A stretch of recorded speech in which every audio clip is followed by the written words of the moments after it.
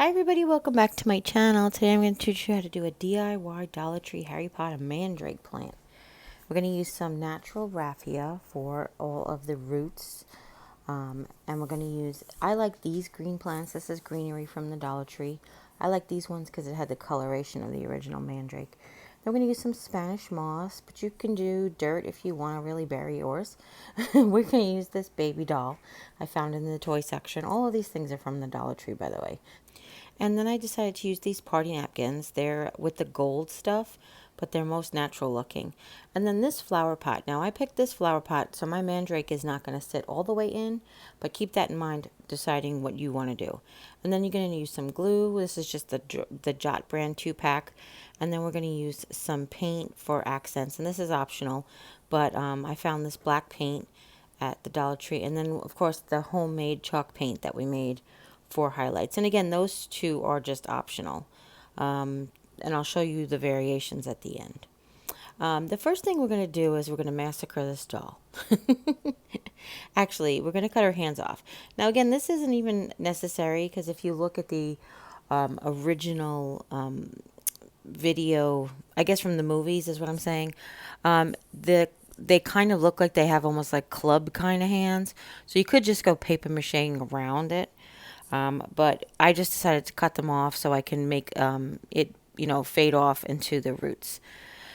Now, I have made them both two different sizes, and that was intentional because if you look at the original inspiration, if you go and grab a screen grab of a mandrake from the movie, you can see that they're very irregular looking. They're supposed to look like a tuber, like a carrot or a parsnip has married to a potato, but resemble a creature.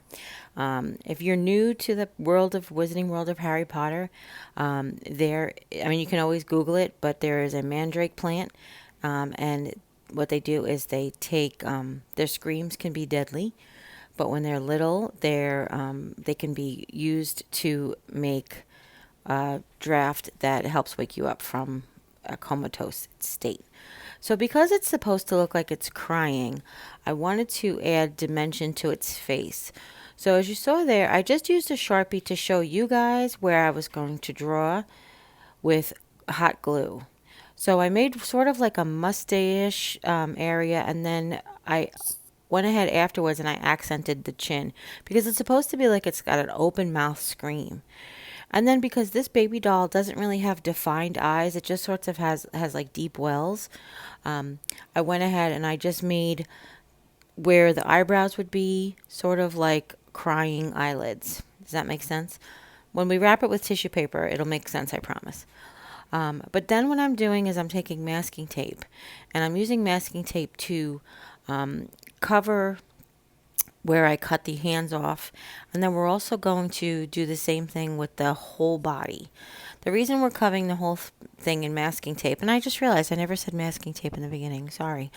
The reason we're covering everything in masking tape is because the paper mache of napkin will stick better to the masking tape than it will to the fabric doll.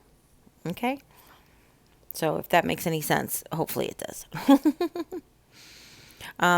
One other thing that I'm doing is I've taken a rubber band, and this is just, again, purely optional, but all the mandrakes that I saw sort of have like a big baby belly. So I just took the rubber band right under the baby doll's armpits, and I tried to just enhance the little baby belly a little bit better. And now I'm just covering it with masking tape. You want every inch to be covered the best you can. I'm sure it also helps cover up the fabric as well, but it's really just to ensure that it sticks. And you can still manipulate it afterwards. It's still soft, even though it's wrapped in masking tape and paper mache. I could still squeeze the doll. And then I have a bowl. If you've been around for a while, you know I made the lemon tree. So I have a plastic container that has glue and water. It's about 50-50, but when you're using such thin tissue paper as napkins, you add just a tiny bit more glue than water. All right. So now I'm done picking out 3 branches because I wanted my mandrake to have 3 plants growing out of its head, or 3 green stems growing out of its root.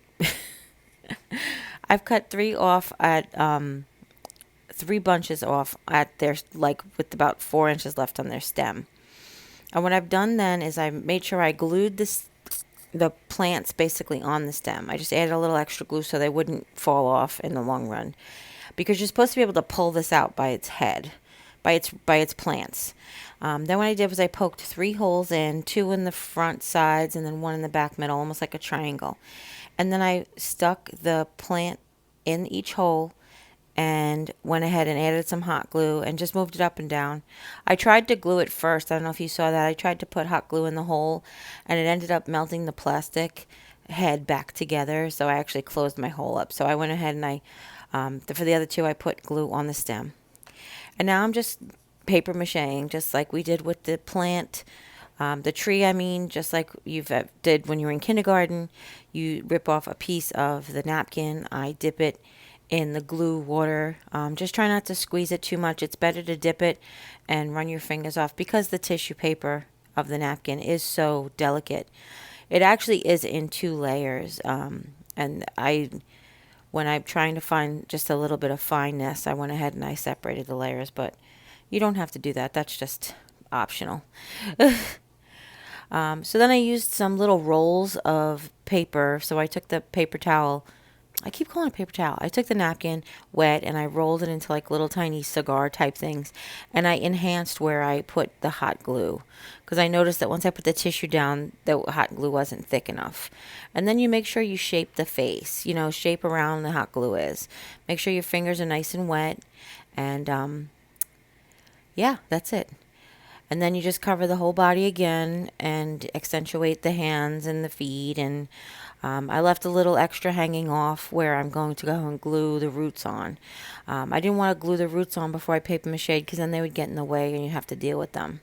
But that's an option if you want, if you feel like you can handle that. I also went back with just a thin layer of the one layer of the paper, and it went over just to absorb some of the moisture as well. But again, if it works for you, what works for you. But this is just about technique. So the technique of putting down the layers to create the face, and how to paper mache, and wrapping the fabric doll in a masking tape first, that kind of stuff. All right. And then don't forget to take some of your paper mache up on your plant, up towards the roots of your plant, so it looks like it incorporates into the green. So it looks like those green leaves are actually growing out of the root. All right. Now, I will tell you that I had to set this aside for 1 day to dry on its front, and then I flipped it over so it could dry on its back. So it took 2 days for it to dry. Though this is a fairly simple project, because what's great about this mandrake is it's supposed to be like a creepy looking natural potato looking creature. And if you ever looked at a potato or a parsnip, they're very imperfect. So here's what it looks like just after its paper mache layer. And you can kind of see the bumps in its face. And then here's the next day where I'm flipping it over and letting the back dry. And while that's happening, I'm going to go ahead and assemble some of the parts of the pot. But what I was saying about it being imperfect is that it's supposed to have like a papery sort of skin, almost like the way an onion skin sort of, but very potato, kind of parsnip-like. I know that sounds crazy, right? But what I did was I took these scrap tubes. These actually were tubes that were in the center of all of the mesh that I just did tons of wreaths.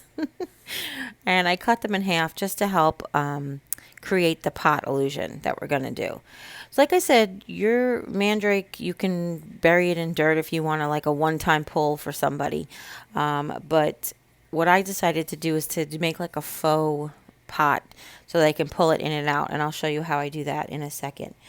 But now what I'm just doing is I'm taking some of the black paint and I'm creating the hills and valleys. I'm doing the shadows and the highlights. So I like to do the shadows first. What I did was I colored the black in his mouth and I colored the black under his eyes and over his eye. To basically what I want to do is I want to enhance his closed eyelid so it looks like he's crying. and his mouth, so it looks like he's wailing, basically. Screaming is what they're supposed to be. If you've never seen the movie, basically, this is a plant, and what they have to do in herbology class is they have to repot it as it grows. So as you pull it out to repot it, it screams because it's cold. So I don't know if that helps you with the story. I just loved it. I was like, I got inspired and I was like, oh my gosh, this is the best idea. And I went ahead and I wanted to make one for you guys. Okay. Now I'm taking the chalk paint that we made back in Easter, and it does dry over time because the baking soda absorbs the paint water, but you just add a little water to it and it thins back out again. But I actually wanted it thick to create the highlights without having to, like, basically you could dry brush easier with thick dry paint than you can with wet paint.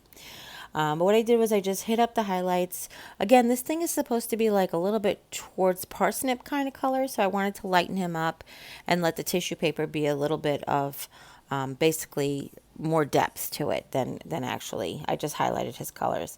And I know it looks crappy, but it looks supposed to look creepy and crappy, and more homemade looking I think that they look, the better. And no two are supposed to be alike, which is great. So now I'm doing is I'm taking just strings of raffia. I've taken 2 strings, folded in half, tied a knot at the top because it's easier to glue a knot than it is to glue each piece of raffia. And then I've glued 2 sets to each one of the one set to each one of the hands. And then I've taken the bigger, fatter pieces of raffia and I've done the same thing to each of the feet. If you look inside your package of raffia, some are thin and some are fat. I figured the fat ones for the feet because those roots are supposed to be down deeper, and less ones for the hands. Now, if you wanted to put your raffia on first and paper mache that sort of root feel, you could, absolutely. That was just not something, I wanted to make it as easy as possible.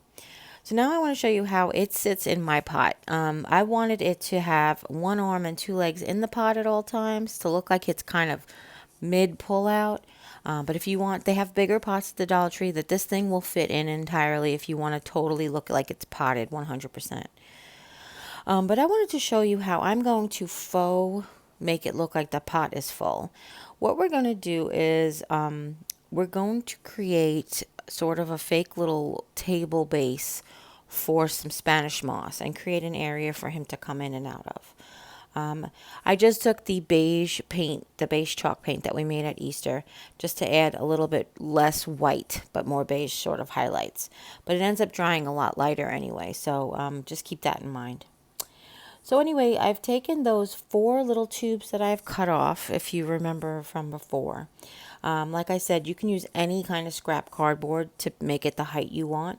I just happen to have these in my recycle bin, and I thought they were the perfect like density to hold up a little shelf. But what I did was I put my plant in there, figured out where I wanted my little wall to go, glue those little pegs in. I actually think I only used 3. Then this is a piece of cardboard from the leaves that I used from the wreath yesterday. And I went ahead and I fixed a cut just like a little ledge to sit on top of each one of those tubes. It doesn't make a difference if it's straight because you're going to put moss on it anyway. And then I was like, I should put some in the back, but I didn't make a ledge. I just gluing some to the back, so you'll see that in a minute. So when it comes to the Spanish moss, you'll notice that if you pull it, it definitely will come apart. But I wanted it to be like a whole fat sheet. So I decided to find the most densely packed section that I could. I cut it off and I just glued that entire section to that like table. So it looks like it's full of Spanish moss. And then I just took little sections the same way that were tightly packed and I lined along the back of the pot. So while the mandrake is in there, it'll still look like it's full of Spanish moss. Okay, so just a little faux thing we're doing. All right, and then when we put them in, we're going to make sure we have, like I said, I wanted mine to have 2 feet and 1 arm in. So I'm going to grab up all of his roots or some of his roots and I'm going to stick them down in the pot and stick his arm in. Like I said, he's still very flexible because he's a stuffed baby doll, And then I'm going to leave the 1 arm hanging out. And that is what they say is that. I super love the way this came out. Like, I'm such a Potterhead, but I really do love the way it came out. So here's what it looks like just with the painting and just with him sitting in his pot. He's so cute. But then I went ahead and I printed out a label that I found online, and I'm going to link that in the description box down below where you can get a label. And then I used double sticky tape just to stick it to the front. Just for people who aren't into Harry Potter, know exactly what this is supposed to be. But when I sent it to my nieces that are Potterheads and I asked them if they knew what it was, they were very excited. So that's it. So I hope you really enjoyed this tutorial. It was so much fun to make. If you have any questions at all, leave them in the comments down below. And don't forget to share with friends and family. Anybody you know might be interested in making, whether it's a creepy plant for Halloween or an actual mandrake for their Harry Potter world. And if you haven't yet, click subscribe. And when you do, a little bell will pop up. When you ring that bell, YouTube will let you know whenever I upload a new video. And also, don't forget comments, likes, subscribes, all those things. Okay? And as always, you take care. God bless. And we'll see you next time. Bye.